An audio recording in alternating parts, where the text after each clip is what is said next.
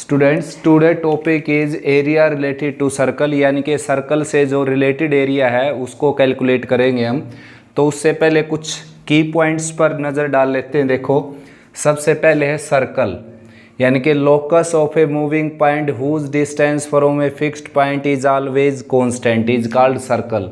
यानी कि ऐसे पॉइंट का लोकस, ऐसे मूविंग पॉइंट का लोकस, जैसे ये मूविंग पॉइंट है, ये मूविंग पॉइंट है, ये मूविंग पॉइंट है, ये मूविंग पॉइंट है, तो ऐसे पॉइंट का लोकस, रास्ता, पथ जो एक स्पेसिफिक कंडीशन को फॉलो करता हो। कंडीशन ये है कि locus of a moving point whose distance from a fixed point, जिसकी डिस्टेंस एक फिक्स्ड पॉइंट से हमेशा क्या रहे, कांस्टेंट रहे, सेम रहे। तो ऐसे केस में सर्कल का जो लोकस बनेगा वो इस तरह से बनेगा कि इस पॉइंट्स के चारों तरफ घूम जाएगा ये, ठीक है ना। तो यही सर्कल की मेन डेफिनेशन है, locus of a moving point whose distance from a fixed point is always constant is called circle. Next है बच्चों सरकमफ्रेंस। सरकमफ्रेंस को आप इस तरीके से समझ सकते हो, जैसे कि सर्कल से जो रिलेटेड जो अपने डेली लाइफ में एग्जाम्पल्स हैं, जैसे कि व्हील है, पहिया, एक पहिए को आप रिवॉल्व करते हो, पहिए को रिवॉल्व हम करेंगे अगर, तो एक रिवॉल्यूशन में वो जितनी दूर जाएगा वो उसका सरकमफ्रेंस कहलाएगा। जैसे कि ये पहिया है, यहाँ पर व्हील है ये, तो यहाँ से इसको हम चलाते हैं। देखो, यहाँ से स्टार्ट किया मैंने, इसको रोल किया यहाँ से ऐसे इस तरीके से, तो वापस देखो ये पॉइंट मैं लगा देता हूँ यहाँ पर। देखो ये पॉइंट लगा दिया मैंने, यहाँ से स्टार्ट किया मैंने ये, तो वापस ये पॉइंट जैसे इस तरीके से घुमाया, इसको हमने इस तरीके से घुमाया ऐसे, वापस ये पॉइंट नीचे आ जाएगा। देखो यहाँ पर आ गया, ये यहाँ आ गया, तो ये इसका क्या हो जाएगा बच्चों, सरकमफ्रेंस, यानी कि इसका घेरा। तो एक रिवॉल्यूशन में कोई पहिया जो है, कोई व्हील जो है, जितनी दूर जाता है वो उसके सरकमफ्रेंस की जितनी दूरी तय करता है वो। तो सरकमफ्रेंस क्या होता है, ये इसका घेरा। इसको वैसे पेरीमीटर बोलते हैं, लेकिन जनरली सर्कल में सरकमफ्रेंस ही बोला जाता है ये। और कोड आप जानते हो, सर्कल के कोई भी दो पॉइंट, सरकमफ्रेंस के दो पॉइंट अगर हम ज्वाइन करेंगे तो उस लाइन सेगमेंट को कोड बोलते हैं, उस लाइन सेगमेंट को कोड बोलते हैं। यानी कि line segment joining the two points on circumference of a circle is called code. तो ये कोड हो गई बच्चों। और जो लॉन्गेस्ट कोड है वो क्या हो जाएगी, डायमीटर। सबसे बड़ी कोड जो सेंटर से पास होगी, सबसे बड़ी कोड जो सेंटर से पास होगी वो क्या कहलाएगी, डायमीटर। तो ये डायमीटर हो गया भाई, ठीक है ना। तो ये पॉइंट्स हो चुके बच्चों। नेक्स्ट है कंसेंट्रिक सर्कल, यानी कि ऐसे सर्कल जिनका सेंटर सेम हो उनको बोलते हैं कंसेंट्रिक सर्कल। तो बच्चों कंसेंट्रिक सर्कल वो होते हैं जिनका सेंटर सेम ही हो। जैसे कि ये सर्कल है आपका, देखो ये सर्कल हो गया, इसका सेंटर ये था। एक और सर्कल ड्रा कर दूंगा इससे ज़्यादा रेडियस या कम रेडियस लेकर, ये दोनों क्या हो गए, कंसेंट्रिक सर्कल, ठीक है ना। दो भी हो सकते हैं, इनफाइनाइट भी हो सकते हैं, कितने भी सर्कल आप ले सकते हैं, सेंटर सेम रहेगा, रेडियस डिफरेंट रहेगी। सेकेंड लाइन क्या होती है बच्चों, जो सर्कल को इंटरसेक्ट करके जाती है ना दो पॉइंट्स पर, उसको सेकेंड लाइन बोलते हैं। ये है सेकेंड लाइन जो सर्कल को इंटरसेक्ट करके जाती है। और टेंजेंट लाइन मैंने लिखी नहीं यहाँ पर, टेंजेंट लाइन वो होती है जो सर्कल को एक पॉइंट पर टच करके जाए, केवल एक पॉइंट पर टच करके जाए। नेक्स्ट है बच्चों सेमी सर्कल। सेमी सर्कल को हिंदी में बोलते हैं अर्धवर्त, यानी कि सर्कल जो होता है वो सिमेट्रिकल अबाउट डायमीटर होता है बच्चों।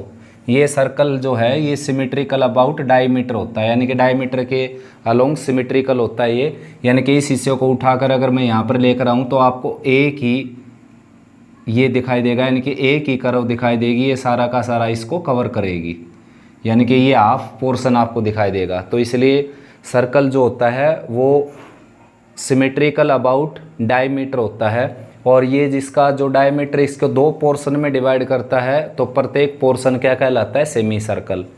उसके बाद है आर्क। तो आर्क क्या होती है बच्चों, ये आर्क होती है सर्कल की। जैसे कि ये कोड है आपकी तो ए बी जो है, ए बी, ये जो ए बी है ये क्या है, आर्क, और इसको डिनोट किया जाता है ऐसे, और ए पी यहाँ पर क्या है, कोड, ठीक है ना। यानी कि सर्कल के किन्हीं दो पॉइंट को सरकमफ्रेंस के ऊपर चलकर किन्हीं दो पॉइंट को जोड़ेंगे अगर हम, तो आर्क कहलाएगी, और सीधा स्ट्रेट लाइन से अगर कनेक्ट करेंगे तो कोड कहलाएगी। तो कोड हो गई, आर्क हो गई, सिकेंट हो गई। उसके बाद है मेजर एंड माइनर आर्क। तो ये बच्चों ये मेजर आर्क होती है, देखो ये मेजर आर्क है, दिखाई देने लग रही है आपको, और ये माइनर आर्क है, ठीक है ना, मेजर एंड माइनर आर्क। उसके बाद 10th पॉइंट है बच्चों सेंट्रल एंगल, यानी कि कोई भी जैसे कोड अगर सेंटर पर जो भी एंगल बनाती है बच्चों, कोड लगा लीजिए या एफ बी आर्क ने, एफ बी आर्क ने या एफ बी कोड ने जो सेंटर पर जो एंगल बना है उसको सेंट्रल एंगल बोलते हैं, थीटा से डिनोट करते हैं उसको जनरली। उसके बाद है सेगमेंट। सेगमेंट क्या होता है बच्चों, जब कोड सर्कल को दो हिस्सों में डिवाइड करती है तो प्रत्येक को सेगमेंट बोला जाता है। ये माइनर सेगमेंट है और ये मेजर सेगमेंट है, major segment, minor and major segment. तो जब कोड जो है सर्कल को दो पार्ट्स में डिवाइड करती है तो प्रत्येक पार्ट्स को सेगमेंट बोला जाता है, एक मेजर सेगमेंट, एक माइनर सेगमेंट। और जनरली हम केवल सेगमेंट की बात करें तो वहाँ पर माइनर सेगमेंट को ही कंसिडर किया जाता है। ठीक ऐसे अब आगे हम करेंगे सेक्टर, लेकिन उससे पहले कॉन्ग्रुएंट सर्कल के बारे में बात कर लेते हैं। कॉन्ग्रुएंट सर्कल, कॉन्ग्रुएंट सर्कल वो होते हैं बच्चों जिनकी रेडियस सेम होती है, देखो जिनकी रेडियस बिल्कुल इक्वल होती है उनको बोलते हैं कॉन्ग्रुएंट सर्कल। जैसे ये है, ये सर्कल जो हैं दोनों के दोनों क्या हैं, कॉन्ग्रुएंट। और भी मैं ड्रा कर देता हूँ सेम रेडियस लेकर, रेडियस सेम लेनी है आपने, तो ये सभी क्या होते हैं कॉन्ग्रुएंट सर्कल। जैसे कॉन्ग्रुएंट ट्राइंगल होती हैं, कॉन्ग्रुएंट ट्राइंगल क्या होती हैं, जब कोई भी दो ट्राइंगल या दो से ज़्यादा ट्राइंगल जिनकी प्रत्येक कोरस्पॉन्डिंग साइड इक्वल हो और कोरस्पॉन्डिंग एंगल इक्वल हो तो उनको कॉन्ग्रुएंट ट्राइंगल्स बोलते हैं। कॉन्ग्रुएंट्स को बोलते हैं हिंदी में सर्वांग सम, यानी कि जिसके सभी अंग समान हो, सर्वांग सम यानी कि सभी अंग समान हो जिसके। तो सर्कल के अंग क्या होते हैं, केवल और केवल उसका रेडियस ही होता है, रेडियस के बेस पर ही सर्कल का साइज होता है, उसकी शेप होती है। सर्कल, सभी सर्कल की शेप तो एक जैसी ही होती है, सारे सर्कल सिमिलर ही होते हैं, लेकिन कॉन्ग्रुएंट वो होंगे जिनकी रेडियस सेम होगी। उसके बाद बात करते हैं बच्चों सेक्टर की। तो region lying between two radius and a arc is called sector. तो इस रीजन को हम सेक्टर बोलते हैं, और ये है माइनर सेक्टर,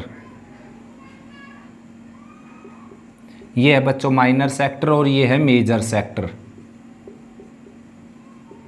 और ये सेंट्रल एंगल है, और ये है लेंथ ऑफ आर्क, ये है लेंथ ऑफ आर्क आपकी, ये रेडियस, और ये थीटा सेंट्रल एंगल। तो जब जनरली सेक्टर की बात होती है तो उसमें हमेशा माइनर सेक्टर की बात की जाती है। अंडरस्टूड होता है कि माइनर सेक्टर के बारे में बात करने लग रहा है एग्जामिनर, जैसे एरिया वगैरह निकालना पड़ जाए आपको सेक्टर का, खाली अगर सेक्टर लिख दिया जाए तो वहाँ पर अंडरस्टूड होता है कि माइनर सेक्टर की ही बात होने लग रही है वहाँ पर। मेजर सेक्टर की जब भी बात होगी तो लिखा जाएगा वहाँ पर मेजर सेक्टर। ठीक ऐसे सेगमेंट में मैंने बताया आपको, खाली अगर सेगमेंट की बात होती है तो वहाँ पर माइनर सेगमेंट को ही कंसिडर किया जाता है बच्चों, और मेजर सेगमेंट की अगर बारी आती है तो वहाँ पर क्वेश्चंस में लिखा जाएगा मेजर सेगमेंट के बारे में। तो उसके बाद बात करते हैं बच्चों क्वाड्रेंट्स। क्वाड्रेंट्स को हिंदी बोलते हैं चतुर्थांश, यानी कि एक कोई भी एक चीज़ है उसके चौथा हिस्सा कर देना, चार बराबर के पार्ट कर देना।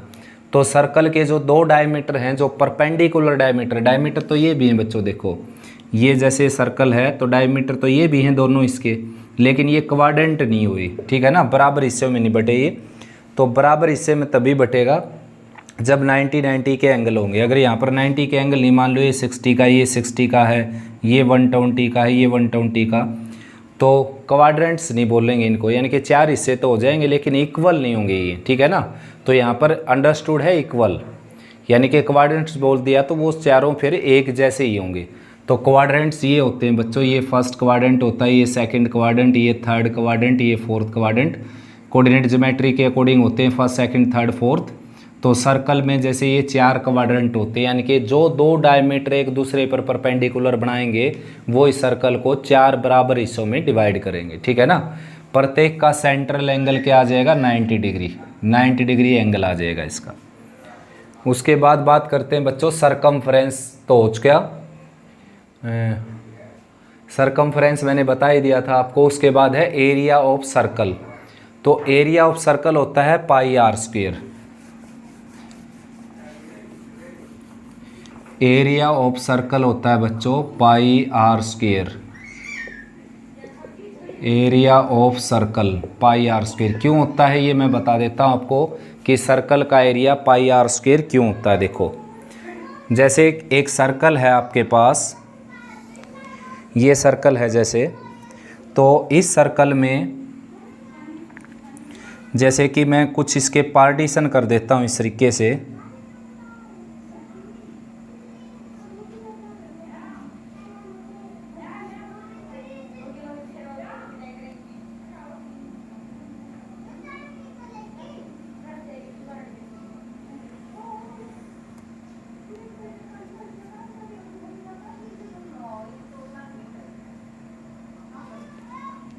तो ये सेंटर है बच्चों, इस तरीके से मैंने देखो इस तरीके के पार्टीशन कर दिए, इसमें इस तरीके के पार्टीशन कर दिए।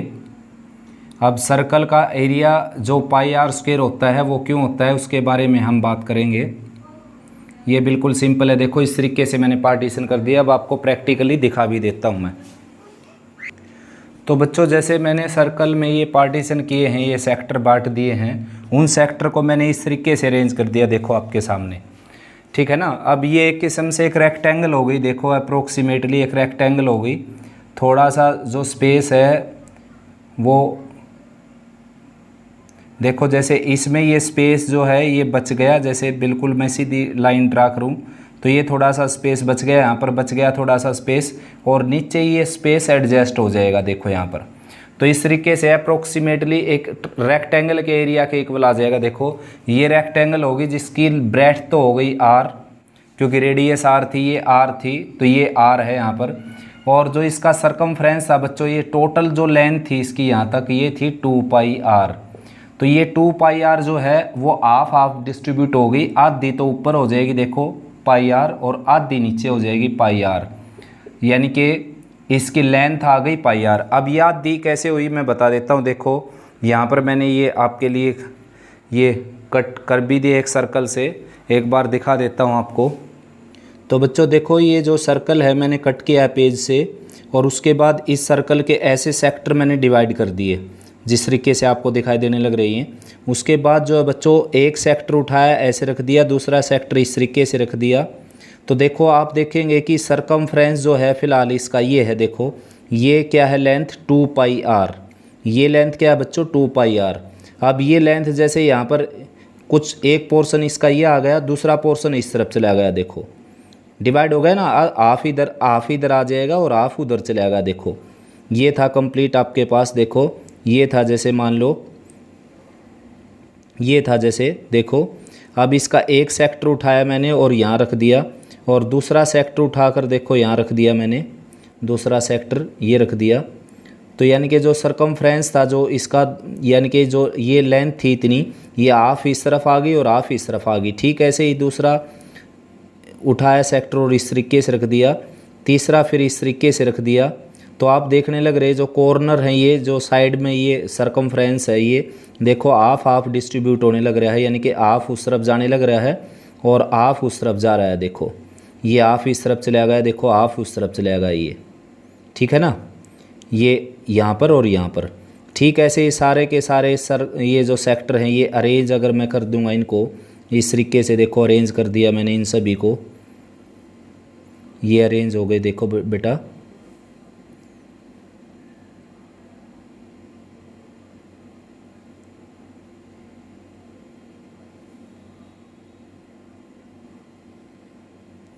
थोड़ा सा जो है मैंने मेजरमेंट थोड़ा सा अच्छा नहीं किया था क्योंकि मेरे पास कंपास वगैरह नहीं था इस टाइम पर। अब देखो ये जो सरकमफ्रेंस था इसका, देखो ये वाला सरकमफ्रेंस, ये सरकमफ्रेंस देखो ये था 2 पाई आर। तो 2 पाई आर में से हाफ तो इस तरफ आ गया ये, और हाफ इस तरफ आ गया, यानी कि इसकी लेंथ जो क्या होगी इस रेक्टेंगल की पाई आर। मैंने बोर्ड पर बताया आपको कि रेक्टेंगल अप्रोक्सीमेटली एक रेक्टेंगल हो जाएगा नियरली, तो उस रेक्टेंगल की लेंथ क्या होगी बच्चों, उस रेक्टेंगल की लेंथ हो गई आपकी पाई आर, क्योंकि टोटल सरकमफ्रेंस इसका जो सरकमफ्रेंस था वो था 2 पाई आर। अब उस 2 पाई आर में से आप दिखाई देने लग रहा है आपको कि हाफ इस तरफ हो गया, ये लेंथ थी जो, ये टोटल लेंथ हाफ इस तरफ आ गई, हाफ इस तरफ, तो ये लेंथ आ गई पाई आर। और रेडियस आपको ये पता है, रेडियस क्या है इसकी पाई आर। तो यानी कि एक ऐसी रेक्टेंगल बन गई जिसकी ब्रेड्थ तो क्या है आर और लेंथ क्या है पाई। तो बच्चों इस तरह से देखेंगे हम, देखो ये रेक्टेंगल बन गई और इसकी लेंथ क्या आ गई पाई आर और ब्रेड्थ क्या आ गई आर। तो एरिया ऑफ रेक्टेंगल आप जानते हो लेंथ इंटू ब्रेड्थ यानी कि पाई आर स्क्वायर। तो ये जो रेक्टेंगल है नियरली जो है ये सर्कल को कवर करती है, यानी कि नियरली सर्कल का एरिया क्या आ जाएगा पाई आर स्क्वायर। तो किसी भी सर्कल का एरिया क्या होता है बच्चों पाई आर स्क्वायर, केवल रेडियस पर डिपेंड करता है और रेडियस डिफरेंट होती जाएगी, एरिया डिफरेंट होता जाएगा, क्योंकि पाई तो न्यूमेरिकली 22/7 लेते हैं हम या 3.14 लेते हैं, आर पर डिपेंड हो जाएगा, आर यहाँ पर एक वेरिएबल हो गया। उसके बाद area of semi circle area of rings निकालेंगे। जैसे रिंग्स मैं बताऊँ आपको रिंग्स किस तरह की होती है। देखो डबल सर्कल जो होता है कंसेंट्रिक सर्कल जो होते हैं उनके बीच का जो रीजन है वो रिंग्स टाइप है। देखो ये कंसेंट्रिक सर्कल है, जैसे ये 2 कंसेंट्रिक सर्कल हैं बच्चों, तो ये जो रीजन है ये क्या है रिंग्स, यानी कि रिंग्स का एरिया निकालेंगे कैसे हम, बड़े सर्कल के एरिया में से। तो बड़ा सर्कल ये ले लिया मैंने जिसका radius capital R, small circle का छोटे सर्कल का स्मॉल आर। तो बड़े सर्कल के एरिया में से अगर छोटे सर्कल का एरिया माइनस कर देंगे तो ये रिंग्स का एरिया आ जाएगा, ठीक है ना। उसके बाद है एरिया ऑफ सेमी सर्कल। तो सेमी सर्कल का एरिया क्या आ जाएगा, हाफ आ जाएगा, उसका टोटल एरिया का हाफ आ जाएगा, यानी कि pi r square by 2। Area of quadrant जो है एक सर्कल का चौथा हिस्सा होता है, अभी बताया मैंने। सर्कल का 1/4 पार्ट क्या होता है क्वाड्रेंट, तो जो 1/4 पार्ट करेंगे उसका एरिया भी क्या आ जाएगा 1/4 ही आ जाएगा। जैसे कि ये सर्कल है आपका कंप्लीट सर्कल और ये एक डायमीटर है, दूसरा डायमीटर इसके ऊपर जो 90 डिग्री का एंगल बनाता है। तो अब इसका एरिया क्या हो जाएगा बच्चों, 4 बराबर हिस्सों में बांट दिया हमने इसको, तो पूरे सर्कल के एरिया का 1/4 पार्ट जो है वो इसका एरिया आ जाएगा, इसका एरिया यानी कि pi r square by 4 quadrants का एरिया, ठीक है ना।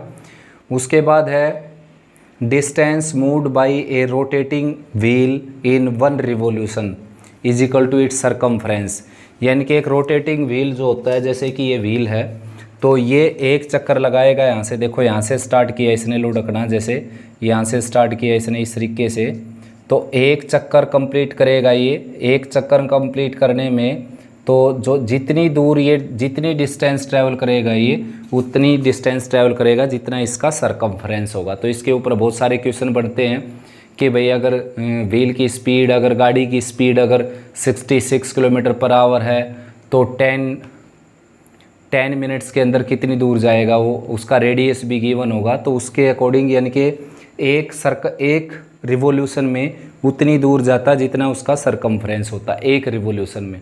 तो बाकी जितने रिवोल्यूशन वो लगाता है तो उसके अकॉर्डिंग आंसर आ जाएगा आपका। Number of revolution completed by rotating wheel, distance moved by it and it's circumference, यानी कि मान लो कि number of revolution complete bye A rotating wheel, एक रोटेटिंग व्हील के नंबर ऑफ रिवोल्यूशन अगर आपसे पूछ ले जाएं कि कितने चक्कर लगाता है वो, तो आपने ये देख लेना है कि जैसे कोई आपसे पूछ ले कि 20 किलोमीटर की डिस्टेंस में 20 मीटर की डिस्टेंस ट्रैवल करने के लिए ये जो पहिया है ये कितने रिवोल्यूशन लगाएगा। अगर इसका रेडियस 5 सेंटीमीटर है तो 5 मीटर लगा लीजिए, या 2 मीटर लगा लेते हैं, तो इसका रेडियस है 2 मीटर।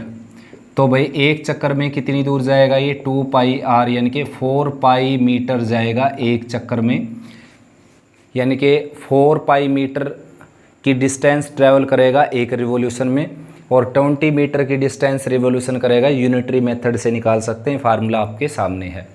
उसके बाद बच्चों जो सर्कल होते हैं, 2 सर्कल एक दूसरे को टच करते हैं इंटरनली एक्सटर्नली और कट करते हैं, या फिर दूर से जाते हैं टच और कट करते नहीं, तो उनकी रेडियस और उनके सेंटर में एक रिलेशनशिप बन जाती है। देखो जैसे कि ये सर्कल है आपका, ये सर्कल, और दूसरा सर्कल इसको टच करता है एक्सटर्नली, तो एक्सटर्नली अगर टच करेगा सर्कल इसको, तो ये इसका जैसे सेंटर हो गया, ये इसका सेंटर हो गया, और ये सेंटर के बीच की डिस्टेंस मैंने डी लेट कर ली, तो दोनों के सेंटर के बीच की डिस्टेंस जो है वो दोनों की रेडियस के सम के इक्वल हो जाएगी। ये डायग्राम आपको बताने लग रहा है कि दोनों की रेडियस को अगर मैं ऐड करूं तो दोनों के सेंटर के बीच की डिस्टेंस के इक्वल आ जाएगा। ठीक ऐसे ही बच्चों, अगर सर्कल क्या है कि इंटरनली टच करता हो सर्कल, अगर दो सर्कल अगर इंटरनली टच करते हैं, जैसे कि ये इन दोनों ने इंटरनली टच कर दिया,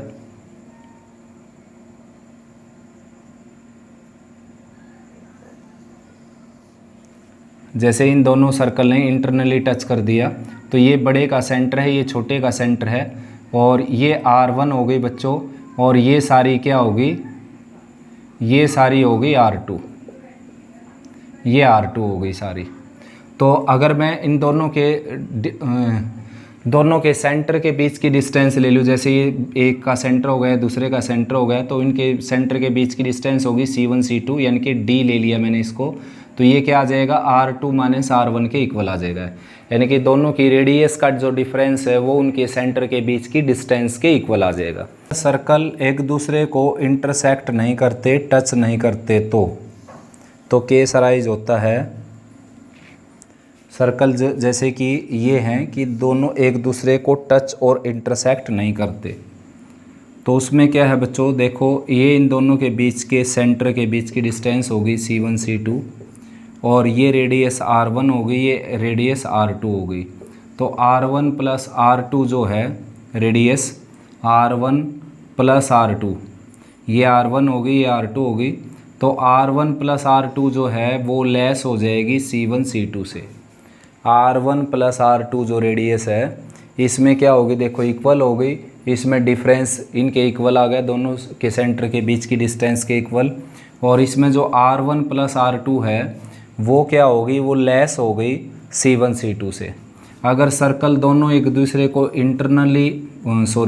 अगर सर्कल दोनों एक दूसरे को इंटरसेक्ट करते हैं, इंटरसेक्ट, ये C1 सेंटर हो गया, ये C2 सेंटर हो गया, ये R1 रेडियस हो गई, ये R2 रेडियस हो गई, तो R1 प्लस R2 जो है वो ग्रेटर हो जाएगी C1 C2 से, यानी कि इनके दोनों के बीच की डिस्टेंस से R1 और R2 का सम क्या हो जाएगा, ग्रेटर। यानी कि अगर दोनों की रेडियस का सम ग्रेटर हो जाए उन दोनों के सेंटर के बीच की डिस्टेंस से, तो समझो दोनों सर्कल क्या करेंगे, इंटरसेक्ट। अगर R1 और R2, ये R1 और R2 है बच्चों, मैंने R2 लिख दिया दोनों जगह, तो अगर दोनों की रेडियस का सम अगर दोनों के सेंटर की डिस्टेंस के इक्वल हो जाए, तो समझो दोनों सर्कल एक दूसरे को एक्सटर्नली टच करते हैं। अगर दोनों का डिफरेंस यानी कि दोनों के रेडियस का डिफरेंस R2 माइनस R1 उन दोनों के सेंटर के बीच की डिस्टेंस के इक्वल हो जाए, ये सेंटर के बीच की डिस्टेंस है, तो समझो सर्कल एक दूसरे को इंटरनली टच करते हैं, मतलब इंटरनली टच होता है, वहाँ पर एक सर्कल अंदर होता है, एक सर्कल बाहर होता है।